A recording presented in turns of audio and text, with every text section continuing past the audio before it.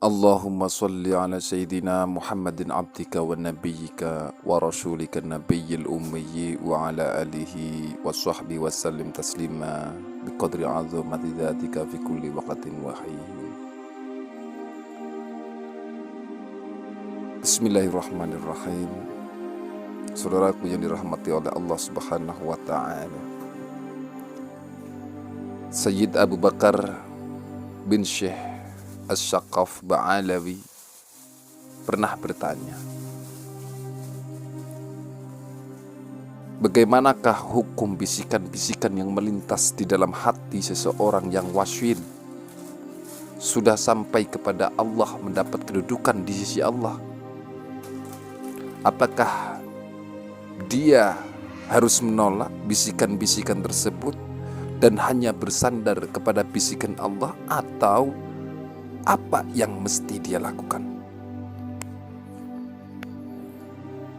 Kemudian Sayyid Abdullah bin Alwi Al-Haddad menjawab, pemilik kedudukan itu berbeda-beda tingkatan mereka. Orang yang mencapai kedudukan ini memiliki dua keadaan. Pertama disebut al-jaba, dan yang kedua disebut al-faruq. Jika seseorang mengalami keadaan yang pertama tadi saya sebutkan, al-jama itu, dia akan fana terhadap dirinya dan orang lain. Dia akan asik tenggelam bersama Tuhannya dengan seluruh raganya. Saat itu tidak ada lagi bisikan-bisikan yang datang. Yang ada hanya Allah, Zat yang Maha Ada. Kemudian seseorang yang sudah mencapai kedudukan ini berkata, jika pada diriku terdapat bisikan keinginan selain kepadamu yang muncul karena kealpaanku, maka kuputuskan kemurtadan diriku. Maksud dari kemurtadan di sini adalah aku tidak tenggelam dan hanyut di dalam dirimu. Berarti dia tidak lagi di makom ini. Nah, seseorang yang lain juga berkata, hatiku dipenuhi keinginan beragam lalu menyatu sejak mata keinginanku memandangmu.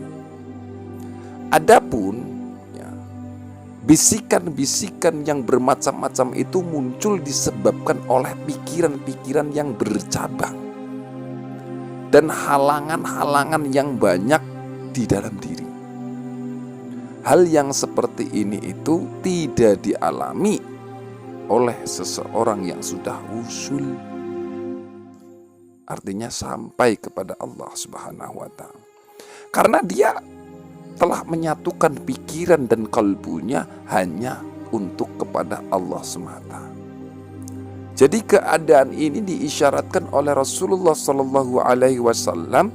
Aku memiliki satu waktu yang aku isi hanya bersama Tuhanku, kata Nabi. Keadaan-keadaan semacam ini, wahai saudaraku, amatlah jarang dialami oleh seseorang. Karena saat itu terjadi, maka akan tampak hal-hal yang mengagumkan dan menakjubkan. Nah, keadaan ini pernah dialami oleh beberapa para masyayikh, tegese para syekh-syekh besar.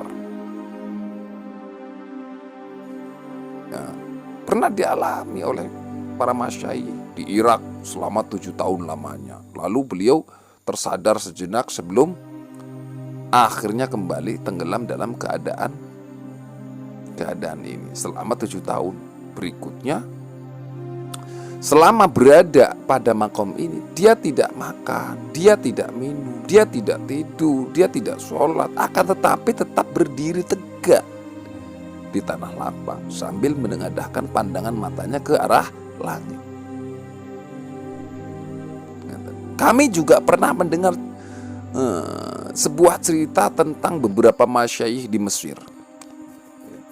Beberapa masyayikh di Mesir yang berwudu lalu berbaring seraya berkata pada pendampingnya, "Jangan engkau bangunkan aku dari tidurku sampai aku sendiri yang akan bangun." Dia pun tertidur hingga 17 tahun lamanya. Lalu dia bangkit dari tidurnya dan sholat dengan wudu tersebut. Kan katanya itu.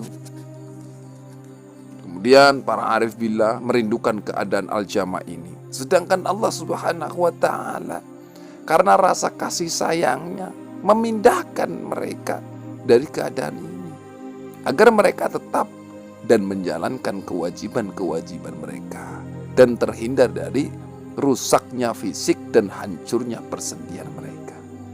Karena anugerah Allah Subhanahu wa ta'ala berupa ilmu dan hikmah. Jika sudah menguat dan menguasai, tidak akan sanggup kekuatan fisik manusia menanggungnya. Tidak akan sanggup. Bukankah gunung At-Tur terbakar dan menjadi debu ketika cahaya anugerah Allah Subhanahu wa ta'ala bersinar di atasnya? Tidak benar pengakuan sebagian orang yang telah dikuasai oleh syaitan yang menyatakan bahwa mereka telah mencapai maqam al-jama ini. Sehingga apa? Sehingga kita menyaksikan mereka meninggalkan ibadah dan melalaikan kewajiban-kewajiban agama seperti puasa dan sholat. Di samping itu mereka juga memperturutkan syahwat dan keinginan nafsu mereka serta melakukan hal-hal yang diharamkan oleh Allah Subhanahu wa ta'ala. Nah, seandainya mereka adalah para wali Allah seperti pengakuan mereka, niscaya Allah akan memelihara mereka dari hal-hal tersebut. Dan seandainya mereka benar-benar hanyut dalam kefanaannya dengan Allah, niscaya mereka akan lenyap dari selain dirinya. Kami tidak akan memperpanjang pembicaraan ini.